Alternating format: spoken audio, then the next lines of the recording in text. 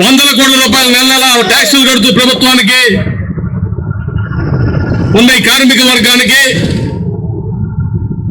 Contract కార్మికులు 4 మాసాల నుండి పర్మనెంట్ ఉద్యోగులు 2 మాసాల నుంచి కూడా జీతాలు లేకుండా చేసి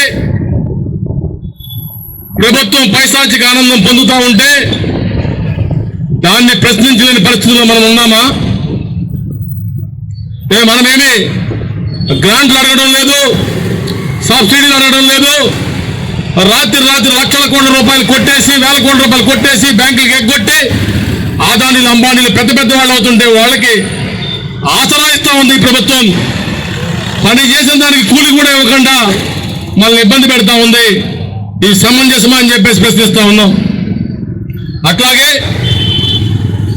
మనకి జీతం ఇవ్వకూడదని నిర్ణయం చేసినటువంటి యాజమాన్యం జీతం తీసుకోలేదా? వారు 18 నెలలు కూడా 1వ తారీఖు జీతం తీసుకుంటా ఉన్నారు. ఢిల్లీలో కూర్చున్న స్టీల్ మంత్రిత్వ శాఖ జీతం తీసుకోలేదా? వారు జీతం తీసుకున్నారు 31వ తారీఖే. మరి మనం ఏం పాపం చేసాం మన జీతాలు ఇవ్వకపోవడానికి? ఈ జీతాలు ఇవ్వకపోవడం మూలంగా ఈ గత వారంలో 10 మంది రకరకాల మెడికల్ సమస్యలు వచ్చి ఎలా మేనేజ్ చేయాలో తెలియక ఈఎంఎల్ని కానీ ఫ్యామిలీని కానీ హాస్పిటల్కి వెళ్ళిన పరిస్థితి మీకు అర్థం కావడం లేదా? ఇందులో ఎవరైనా కాని పరిస్థితి వచ్చి ఒక ఎంప్లాయీ ఏదైనా సరే, ఒక ఉద్యోగి ఏదైనా చేసుకుంటే దానికి ప్రభుత్వం బాధ్యత వహిస్తుందా, యాజమాన్యం బాధ్యత వస్తుందని చెప్పి అడుగుతా ఉన్నాం. 750 కోట్ల రూపాయలు గడిచిన 20 రోజుల్లో డిపాజిట్లు వేసుకున్నారు. కరెంట్ అకౌంట్లో 300 కోట్లు ఉన్నాయి. 1050 కోట్ల రూపాయలు మీ దగ్గర పెట్టుకుని రోజు ఉత్పత్తులు అమ్ముతూ ప్రభుత్వానికి పన్నులు కడతారు, బ్యాంకులు వడ్డీలు కడతారు, రైల్వే డబ్బులు కడతా ఉన్నారు, మీకు కావాల్సిన సౌకర్యాన్ని చేస్తూ ఉన్నారు. కానీ కష్టపడిన కూలి చేసినటువంటి కార్మికుడికి జీతం ఇవ్వకపోతే చూస్తూ ఊరుకుంటాం అనుకుంటున్నారా? రాబోయే కాలంలో మీ బంగ్లాలని, మీ బిల్డింగుల్ని మీరు ప్లాంట్లు ఎక్కడ కనపడితే అక్కడ అడ్డుకునే పరిస్థితి కూడా వస్తుంది. అలాంటి పరిస్థితి తెచ్చుకోవద్దని చెప్పేసి మీకు హెచ్చరిక చేస్తా ఉన్నాం.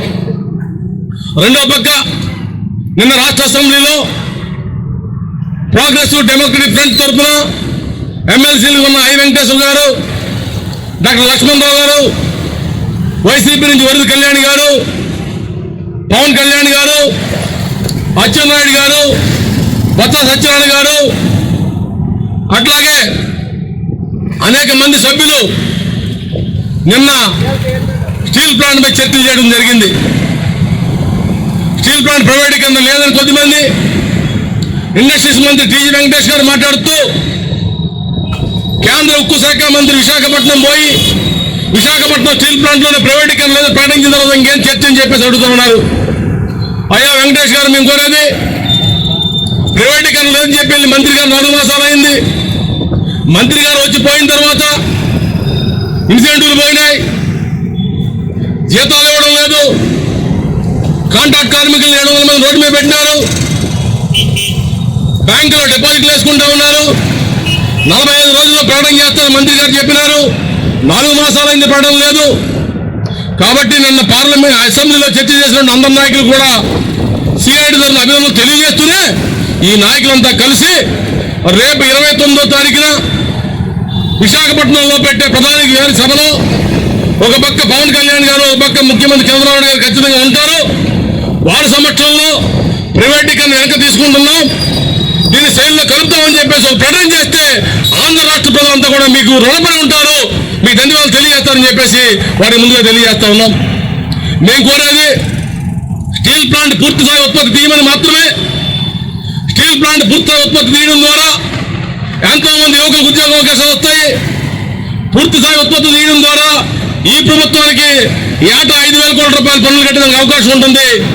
కాబట్టి పూర్వీకుల త్యాగాలతో కష్టాలతో వచ్చిన ఈ కర్మాగారాన్ని, నివాసుల త్యాగాలతో వచ్చిన కర్మాగారాన్ని ప్రభుత్వ రంగ పరిశ్రమ ఉంటుందని చెప్పేసి మీరు భరోసా ఇస్తూ రేపు 29వ తారీఖు ప్రకటన చేయడం కోసం ప్రతి రాజకీయ పార్టీ నడుము కట్టాలని, దానికోసం రేపు మధ్యాహ్నం 2 గంటలకి అన్ని రాజకీయ పార్టీల తాలూకా రౌండ్ టేబుల్ సమావేశం కోటి గంటల్లో జరగబోతుంది.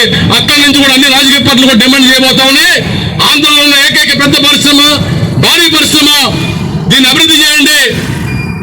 3.2 మిలియన్ టన్నుల నుంచి 6.3 మిలియన్ టన్నులు, 6.3 మిలియన్ టన్నుల నుంచి 7.3 మిలియన్ టన్నులకు వెళ్ళింది. ఇది 11.5 మిలియన్ టన్నులకి 16.6 మిలియన్ టన్నులకు వెళ్ళేటువంటి అవకాశం ఉంది. ఈ ప్లాంట్ పక్కన పెట్టి నక్కపల్లిలో స్టీల్ ప్లాంట్ అని చెప్తా ఉన్నారు. కడపలో స్టీల్ ప్లాంట్కి గతి లేదు. బైఫర్కేషన్ ఉన్నదాన్ని దీని రా మెటీరియల్ గ్యారంటీ ఇవ్వమని చెప్పి ఎన్ఎండిసి డిమాండ్ చేస్తూ రాబోయే కాలంలో మరిన్ని పోరాటాలకి సిఐటి దాని మిత్రపక్షాలు కార్మిక సంఘాలు సన్నద్ధం కావాలని చెప్పేసి తెలియజేస్తూ సెలవు తీసుకున్నారు. Welcome to our YouTube channel. Don't forget to like, subscribe and share the videos.